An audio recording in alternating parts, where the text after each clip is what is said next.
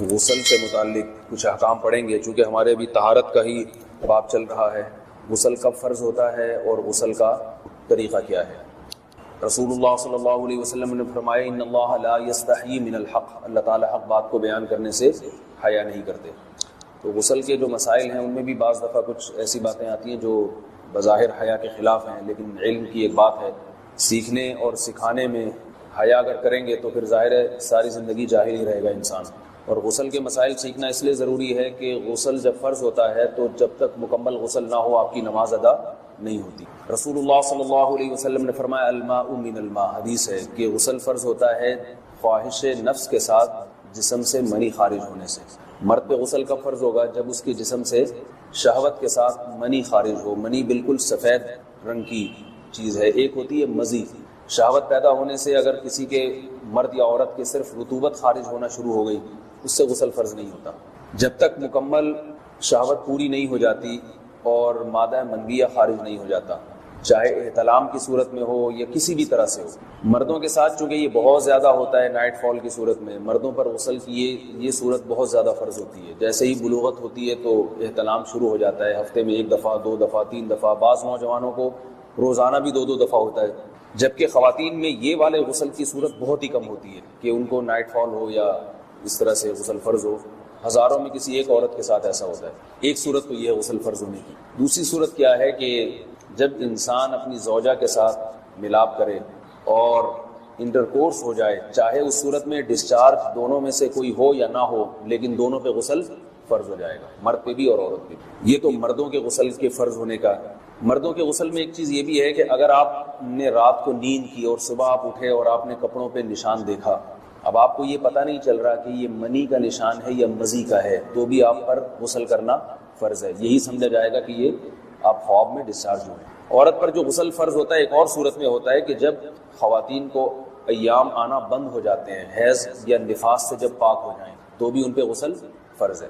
یہ تو غسل کی فرضیت سے متعلق احکام تھے۔ کچھ چیزیں ایسی ہیں جن میں غسل سنت ہے، فرض نہیں۔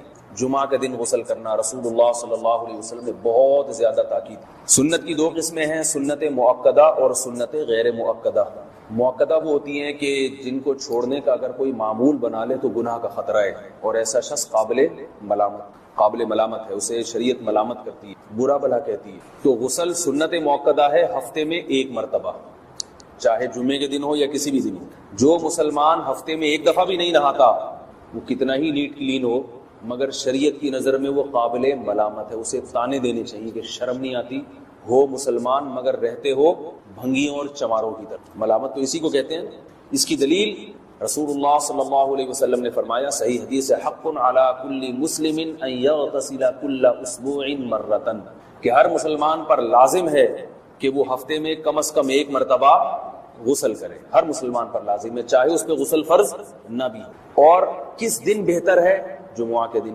نبی صلی اللہ علیہ وسلم نے حکم دیا ہے کہ جمعے کے دن غسل کیا جائے۔ امام احمد ابن حنبل کا مذہب یہ ہے کہ جمعے کے دن غسل کرنا واجب ہے، صرف سنت نہیں ہے بلکہ واجب ہے، لیکن جمہور کا مذہب یہ ہے کہ سنت عمل ہے۔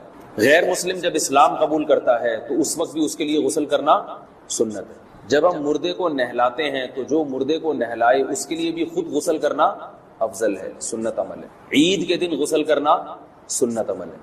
تو یہ وہ تمام مواقع ہیں جن میں غسل کرنا رسول اللہ صلی اللہ علیہ وسلم کی سنت۔ غسل کا طریقہ کیا ہے؟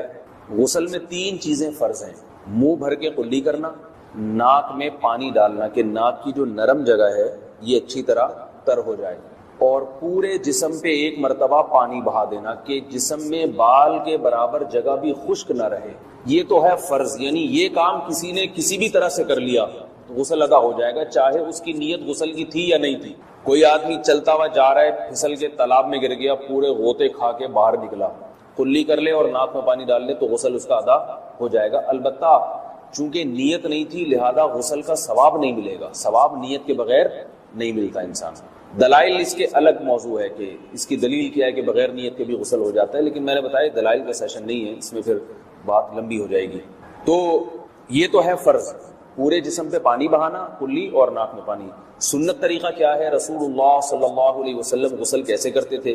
سنت طریقہ جس پہ جو اختیار کرنا چاہیے وہ طریقہ یہ ہے کہ جب آپ غسل کے لیے بیٹھیں تو سب سے پہلے وہ جگہ دھوئیں جہاں نجاست اور ناپاکی لگی ہوئی ہے. نائٹ فال ہوا, کسی کو احتلام ہوا, تو جہاں جہاں گندگی لگی ہے پہلے اس جگہ کو دھوئیں. استنجا کریں, شرمگاہ کو دھوئیں اچھی طرح. سمجھ رہے بات؟ اس کے بعد ہاتھ دھوئیں اور مکمل وضو کریں, جیسے ہم عام حالات میں وضو کرتے ہیں. مکمل وضو کرنے کے بعد دائیں کندھے پہ پانی ڈالا, لیفٹ سائڈ پہ پانی ڈالا. پہلے زمانے میں تو چلو سے غسل ہوتا تھا, ہاتھ دھو لیے تو اب چلو سے پانی لے کے یہاں ڈالا جا رہا ہے, چلو سے پانی لے کے یہاں ڈالا جا رہا ہے, پورے جسم پہ ملا جا رہا ہے, اور چلو سے پانی لے کے 3 دفعہ سر پہ ڈالا جا رہا ہے. تو آج کل چلو الو تو ہے نہیں, شاور کے نیچے جا کے کھڑے ہو جاتے ہیں, تو اس میں یہ کہ شاور کھولے کھڑے ہو جائیں, سارے چلو اس میں خود بخود ہی ہو جائیں, پورے جسم پہ پانی بہہ جائے گا. نبی صلی اللہ علیہ وسلم کے دور میں یہ جدید چیزیں نہیں تھی, شیمپو اور صابن, تو آپ صلی اللہ علیہ وسلم بیری کے پتوں سے غسل کی ترغیب دیا کرتے تھے. بیری کے پتوں کو اگر پانی میں پکایا جائے تو پانی میں میل کچیل صاف کرنے کی صلاحیت بہت بڑھ جاتی ہے. ہمارے زمانے میں اس تکلف کی ضرورت نہیں ہے, صابن ملتے ہیں اس سے نہایا کریں. بہرحال کہنے کا مقصد یہ آپ لوگوں سے, تو یہ سنت طریقے سے غسل ہو جائے گا. آپ سمجھ رہے ہیں بات کو؟ سب سے پہلے استنجا کیا, اس کے بعد وضو کر لیا, اس کے بعد غسل کر لیا. اگر کسی نے غسل میں وضو نہیں کیا اور ویسے ہی پورے جسم پہ پانی بہا دیا تو بھی اس کا وضو خود بخود ہو جائے گا. اس غسل سے وہ نماز پڑھ سکتا ہے, کیونکہ بعض لوگ غسل کرنے کے بعد دوبارہ وضو کر رہے ہوتے ہیں. اس کی ضرورت نہیں, کیونکہ جب غسل کرتے ہیں تو وضو والے اعضاء تو خود بخود اس میں دھل جاتے ہیں. یہ ہے غسل کا طریقہ. وضو کیسے ٹوٹتا ہے؟ جن چیزوں سے غسل فرض ہوتا ہے ان چیزوں سے وضو تو بہرحال ٹوٹتا ہی ہے. اس کے علاوہ بھی وضو ٹوٹتا ہے. اس سے پچھلے لیکچر میں نے کچھ تفصیل بتائی تھی کہ نجاست جسم سے کہیں سے بھی خارج ہو جائے یا نجاست نکل کے بہہ پڑے. اگر قضاء حاجت کی جگہوں سے نجاست خارج ہوئی ہے تو نظر بھی آ جائے وضو ٹوٹ جائے گا, اور قضاء حاجت کے علاوہ جگہوں سے اگر نجاست خارج ہوئی ہے, خون وغیرہ ہے جیسے, تو جب تک نکل کے بہے گا نہیں تو اس وقت تک وضو نہیں ٹوٹے گا. سمجھ رہے ہیں بات کو؟ وضو کا طریقہ کیا ہے؟ سب سے پہلے دونوں ہاتھوں کو دھویا جائے, 3 دفعہ کلی کی جائے, مسواک کی جائے, 3 دفعہ ناک میں پانی ڈالا جائے.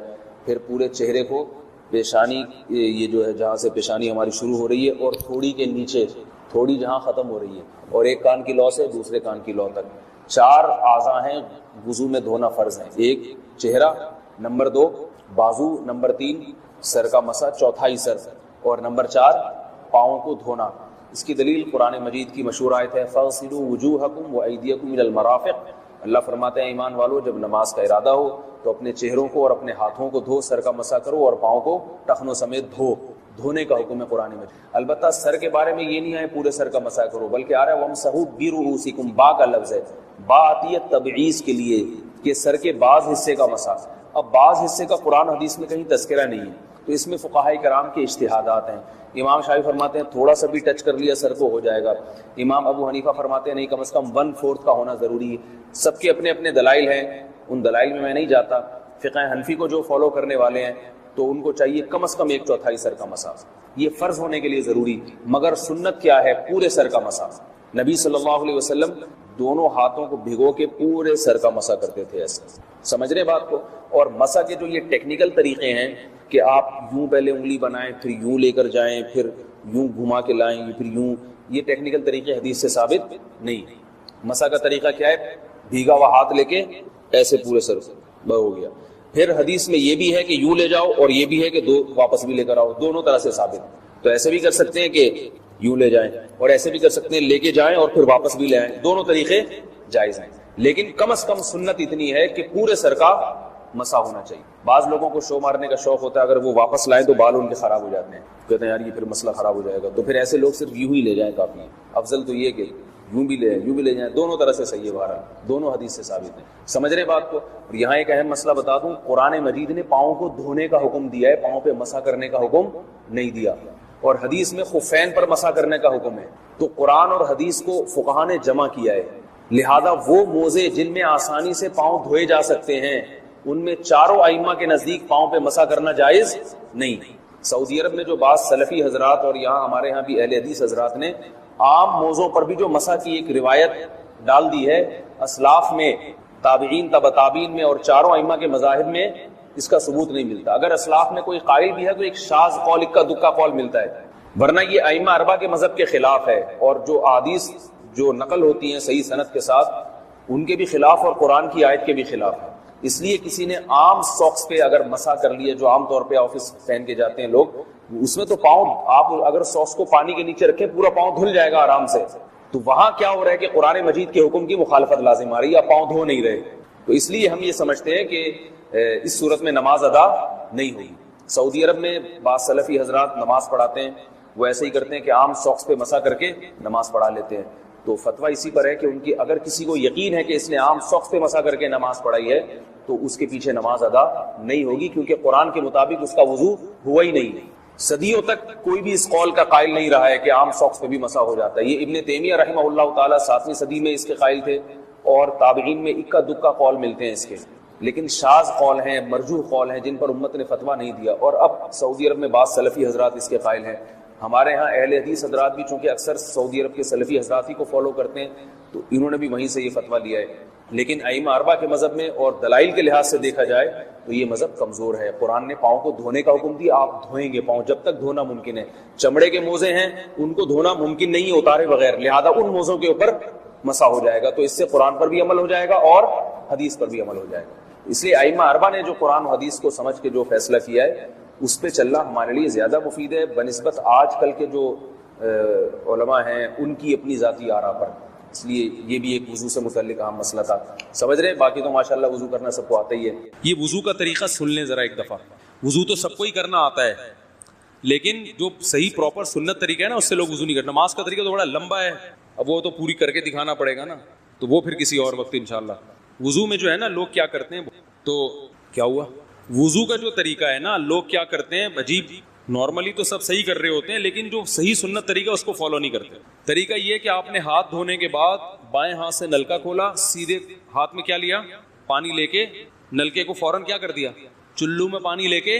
لوگ سمجھتے ہیں نلکا کھولنا تو سنت ہے, بند کرنا سنت. ارے بولو نا یار, تو قلی تو سیدھے ہاتھ سے کرنی ہے نا, تو الٹے ہاتھ سے آپ کیا کر دیں گے, نلکا بند. کیونکہ نبی صلی اللہ علیہ وسلم جب لوٹے سے پانی نکالتے تھے تو چلو میں پانی لے کے لوٹے کو سیدھا کر دیتے تھے. یہ نہیں کرتے تھے کہ لوٹے سے لوٹا اسی کیفیت میں اور پانی بہتا چلا جا رہا ہے.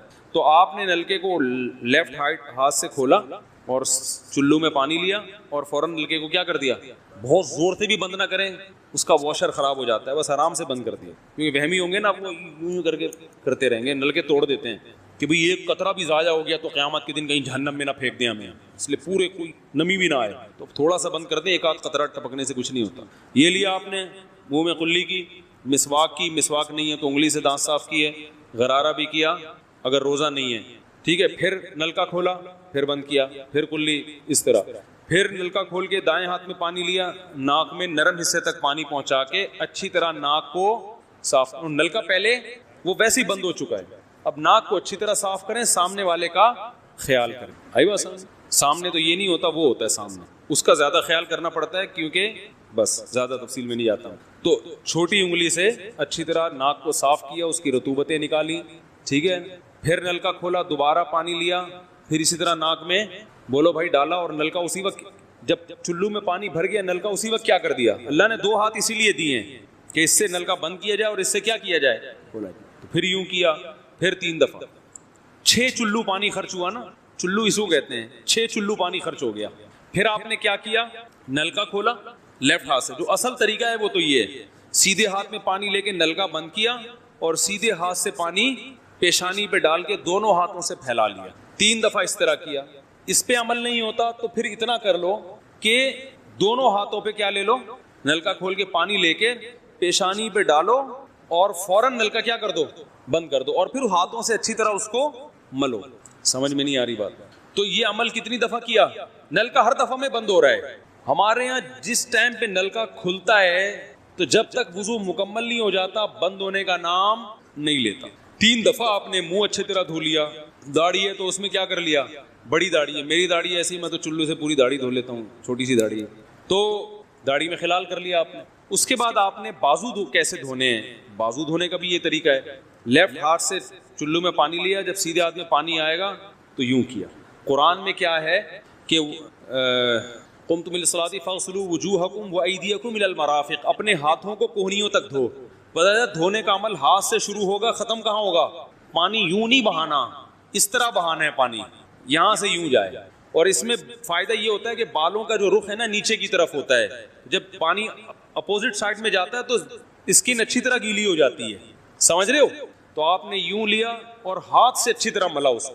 ملنے پہ زیادہ زور لگانا ہے, ہم پانی پہ زیادہ زور لگا رہے ہو. پھر یہ بھی ہو سکتا ہے کہ دونوں ہاتھوں سے لو, دونوں ہاتھوں سے نلکا کھول کے دونوں ہاتھوں سے پانی لے کے, کیونکہ اس میں زیادہ پانی آ جاتا ہے, تو پانی لے کے آپ نے لیفٹ ہاتھ کو بھی یوں کیا نا, تاکہ یہ پانی بھی ادھر ٹرانسفر ہو اور یوں چلا جائے. اس طرح سے آپ نے دوسری دفعہ دھو لیا اور نلکا کیا کر دیا, بند. پھر تیسری دفعہ بھی ایسے ہی کیا. یہ جو ہوتا ہے نا یوں یوں یوں کر کے رگڑے لگا رہے ہیں نلکے کے نیچے ایسے, یہ نہیں ہوتا, یہ سنت طریقہ نہیں ہے. نبی جس برتن سے وضو کرتے تھے تو اس طرح چلو میں پانی لے کے اس طرح وضو کیا کرتے تھے. غسل اسی طرح ہو جاتا تھا. تو اب پھر لیفٹ میں بھی ایسے ہی ہے, لیفٹ میں پانی ڈالا اور سیدھے ہاتھ سے سہارا لے کے کیا کیا, دونوں ہاتھوں کا پانی ادھر آ جائے گا. ایک دفعہ دھل گیا, اچھی طرح مسئلے کونیوں تک پہنچ جاتا ہے, اور پریکٹس کے بعد تو بہت اچھا ہو جاتا ہے. اس کے بعد آپ نے کیا کیا, سر کے بالوں کا مسا. سر کے بالوں میں جو یہ ہے یہ طریقہ کچھ بھی نہیں ہے, کہیں بھی ثابت نہیں ہے. سیدھا سیدھا آپ نے ہاتھ گیلے کیے, پیچھے لے گئے. ایک حدیث میں صرف یہاں تک آتا ہے, ایک حدیث میں واپس لانا بھی. تو دونوں طریقے ہیں مسا کے, صرف پیچھے لے جاؤ یا پیچھے لے جا کے پورے سر پہ ایسے ہاتھ پھیر لیا, کیا ہو گیا سر کا مسا. پھر انگلیوں کا, وہ کانوں کا, الاذنان من الراس حدیث میں آتا ہے, کان کس میں سے ہیں, سر میں سے. کیا مطلب, اس کے لیے نیا پانی لینے کی ضرورت نہیں ہے. کان کا مسا کیا اور کانوں کی لو کا مسا کیا. گردن کا مسا بہت اختلاف ہے اس میں. احناف کے ہاں سنت, احناف بھی نہیں کہتے, افضل ہے, بہتر ہے. سنت کے لیے جتنی مضبوط دلیل ہونی چاہیے وہ گردن کے مسا پہ نہیں ہے, اس لیے احناف کا بھی فتویٰ یہی ہے کہ بہتر ہے کر لو, سنت نہیں, زیادہ اس کو مستحب کہا جائے گا. تو گردن کا مسا کر لیں تو بھی ٹھیک ہے, نہیں کریں بولو بھائی ٹھیک ہے. لیکن یہ جو یہاں کا مسا نہیں ہوتا, بعض لوگ پوری گردن کو یوں کر کے لا رہے ہوتے ہیں, ایسا نہیں ہے. تو گردن کا مسا یہ جو یہاں سے کیا جاتا ہے, یہ پچھلے جانب سے ہمارے حضرت اس کے قائل نہیں تھے. وہ کہتے تھے مسا جہاں بھی شریعت میں ملتا ہے یہاں سے ملتا ہے. تو ان کی رائے یہی تھی کہ اگر گردن کا مسا کرنا ہے تو گدی, گردن نہیں گدی کا مسا وہ یہاں سے کر لے.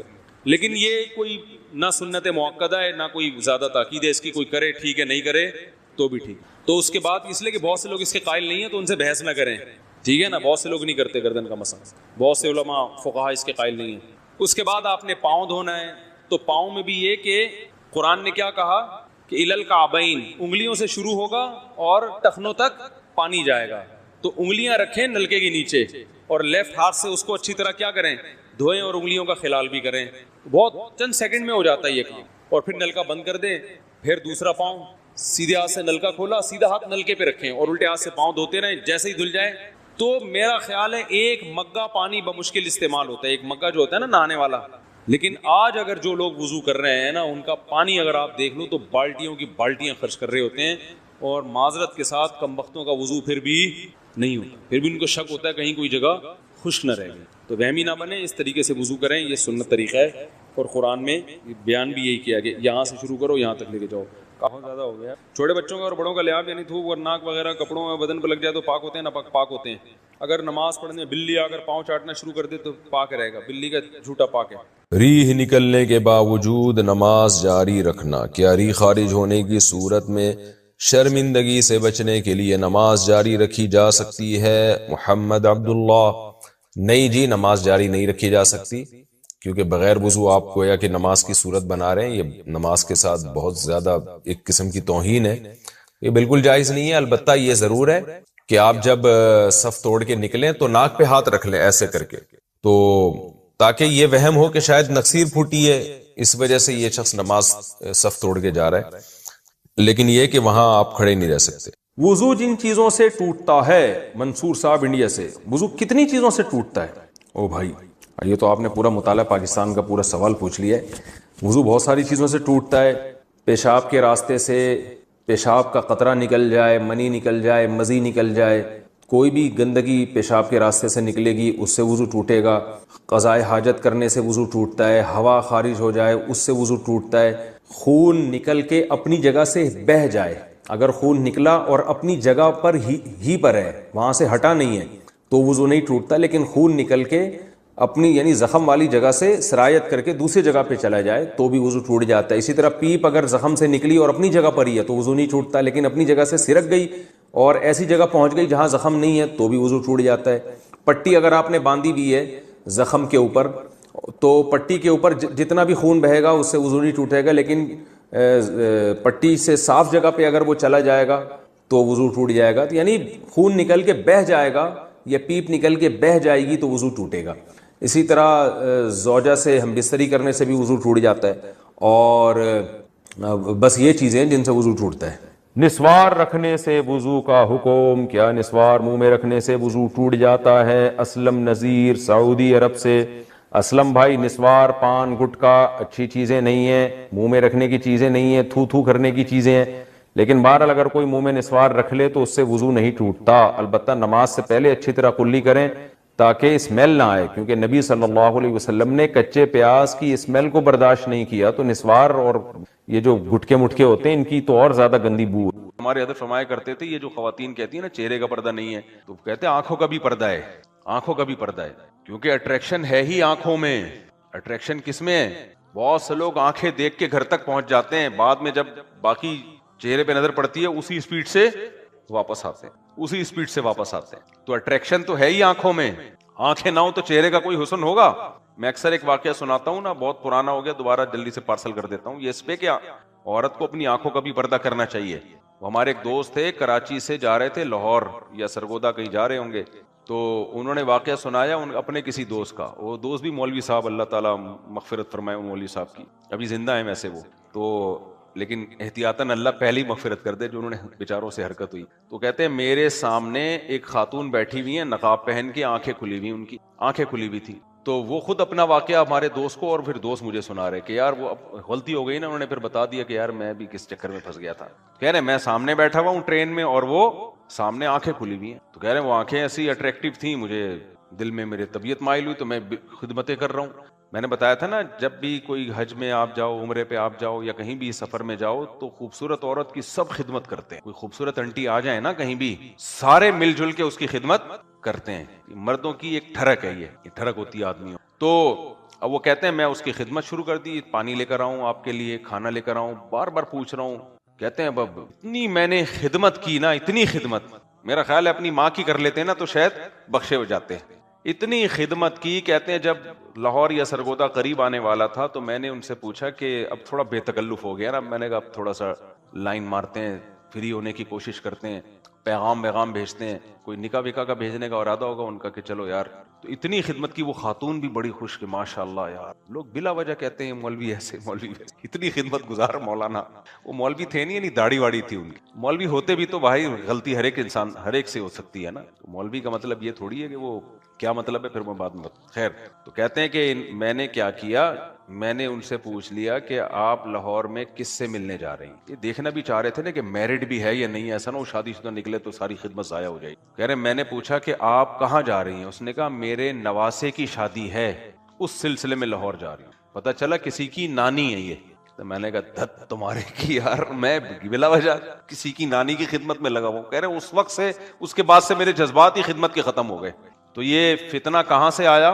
بولو، آنکھوں سے آیا. اس لیے یہ جو چہرے کا پردہ ہے، جوان عورت یا آنکھوں کا پردہ، یہ ضروری ہے. آج کل اسکالرز آ رہے ہیں نئے نئے سارے پردوں سے. ہاں یہ ضرور ہے کہ جو بیچاری بالکل ہی ایکٹر ہو، ناچنے گانے والی ہو، تو اس کو امت کے فقہا کے اختلاف سے ایک فیور دیا جا سکتا ہے کہ چلو یار some thing is better than nothing. تم سے مکمل پردہ نہیں ہوتا تو فی الحال اتنا کر لو کہ چہرہ اور ہاتھ کھول لو، باقی پورے جسم کو ڈھانپ لو. اس میں اختلاف ہے فقہا کا.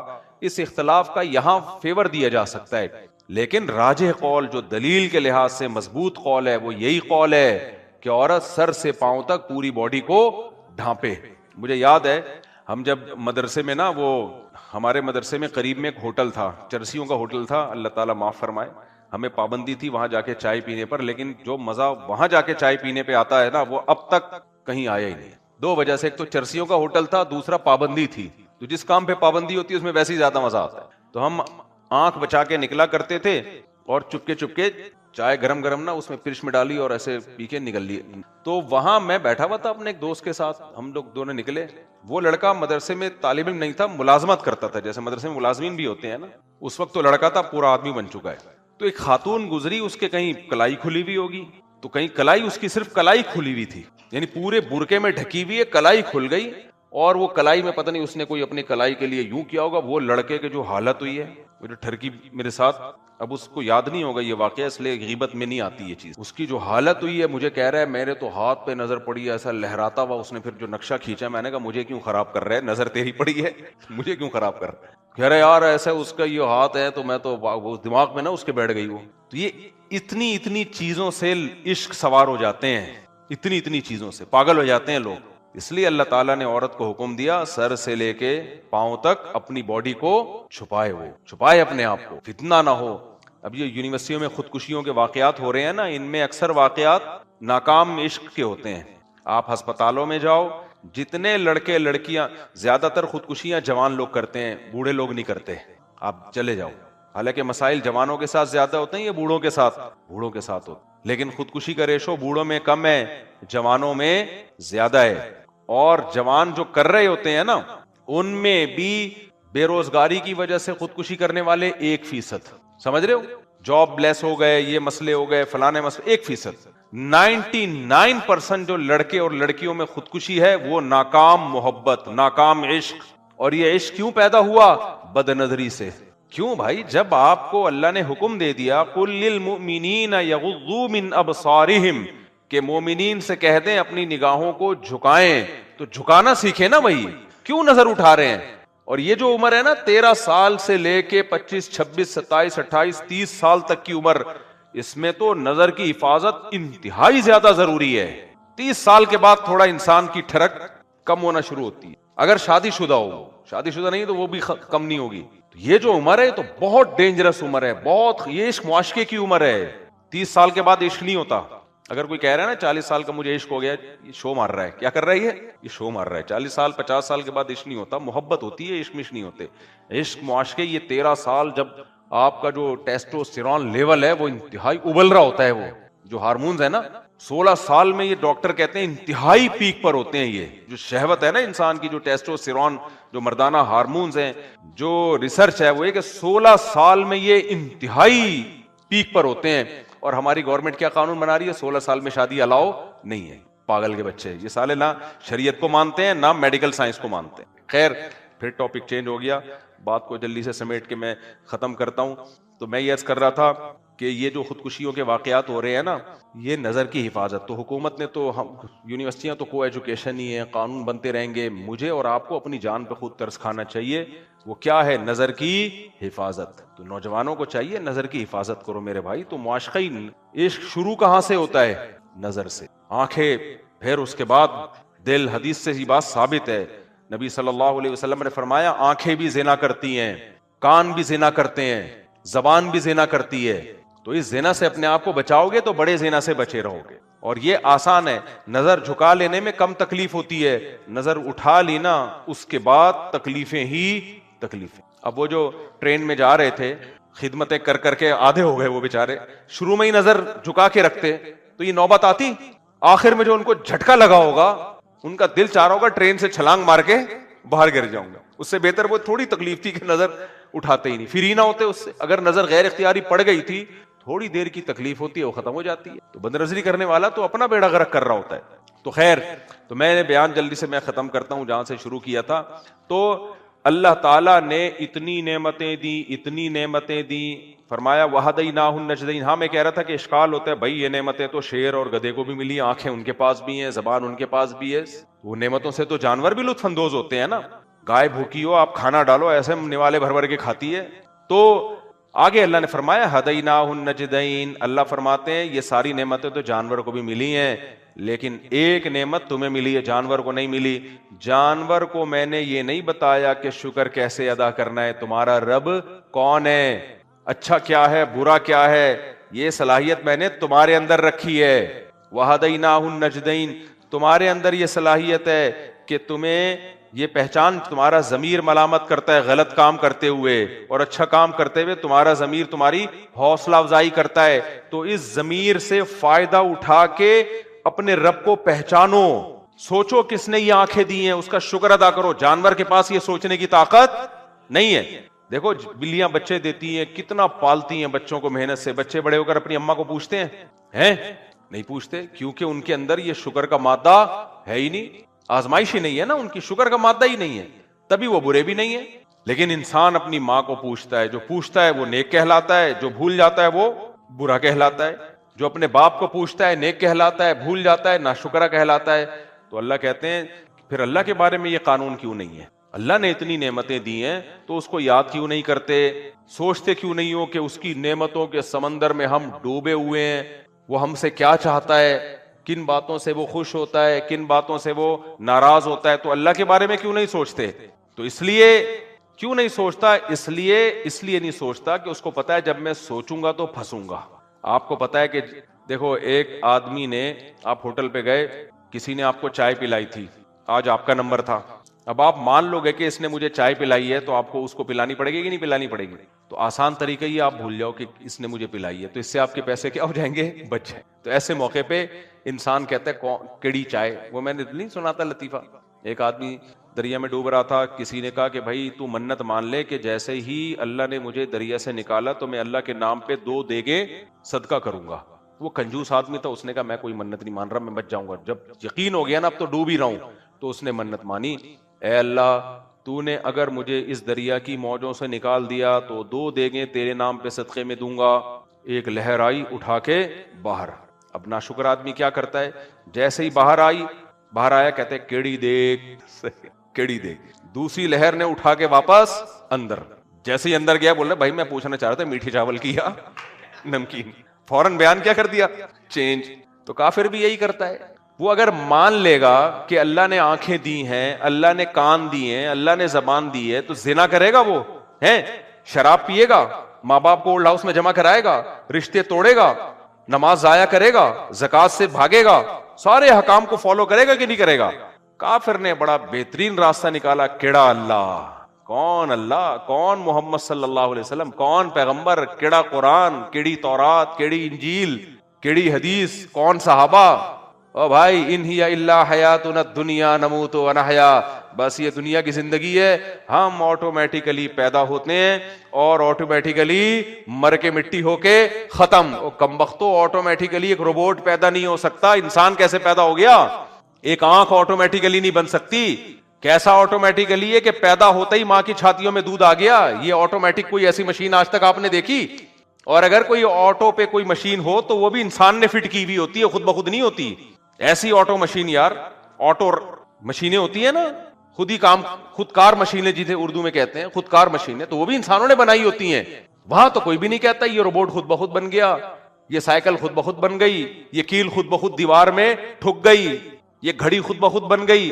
اپنے بارے میں کیا کہہ رہا ہے؟ ان ہی الا حیاتنا الدنیا نموت و نحیا, خود بخود مرتے ہیں, خود بخود پیدا ہوتے ہیں.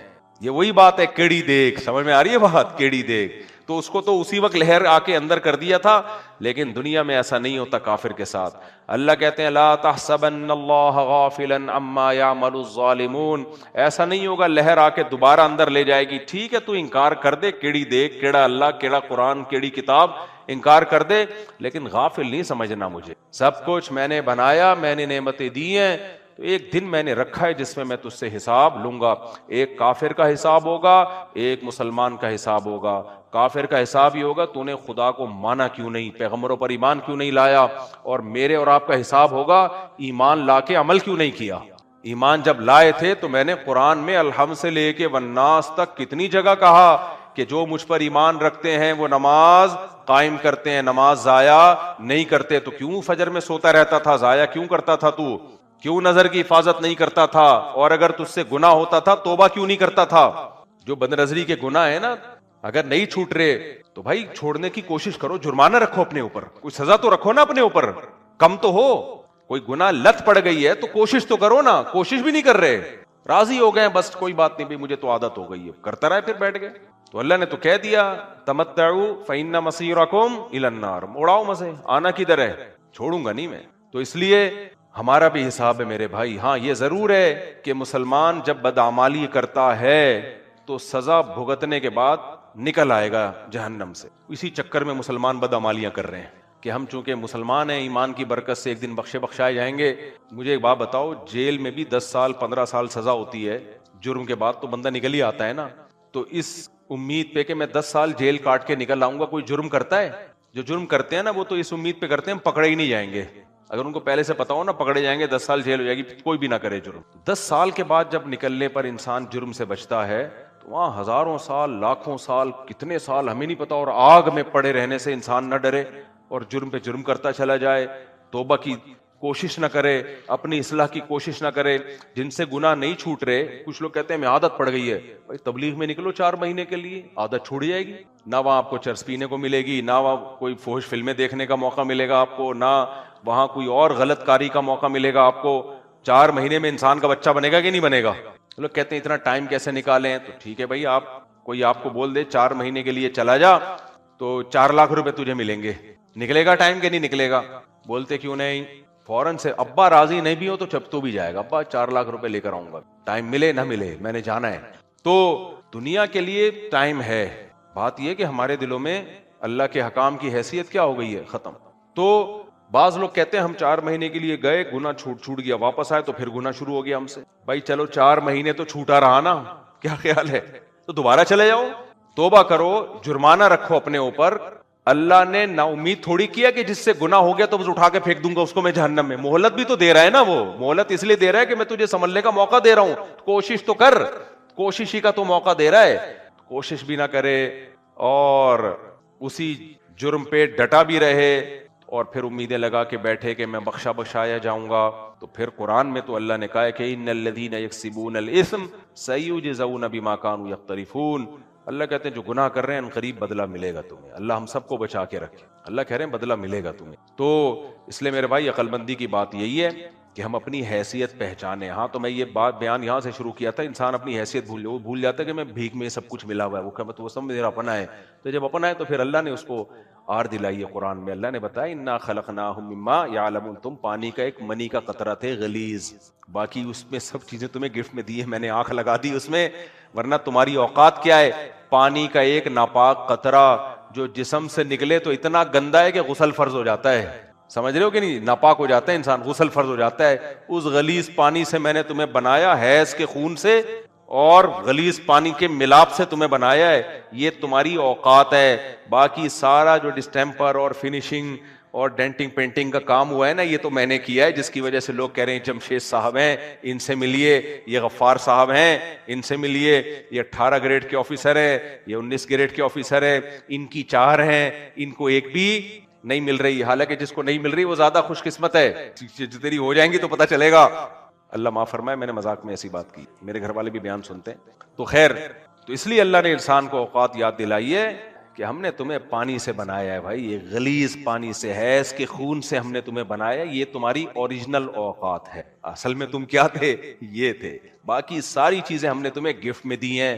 اب تمہارے پاس نماز پڑھنے کا ٹائم نہیں ہے, تمہارے پاس زکوٰۃ دینے کا ٹائم نہیں ہے, والدین کی خدمت کا ٹائم نہیں ہے, تبلیغ میں 3 دن لگانے کا ٹائم نہیں ہے. حالانکہ تمہیں پتہ ہے میں جاؤں گا تو فائدہ ہوگا, مجھے دین پہ آ جاؤں گا, لیکن اس کا تمہارے پاس ٹائم نہیں ہے. ہر چیز کا ٹائم ہے, لیکن جب مر جائیں گے نا تو پھر فارغ ہوں گے. سمجھ رہے ہو؟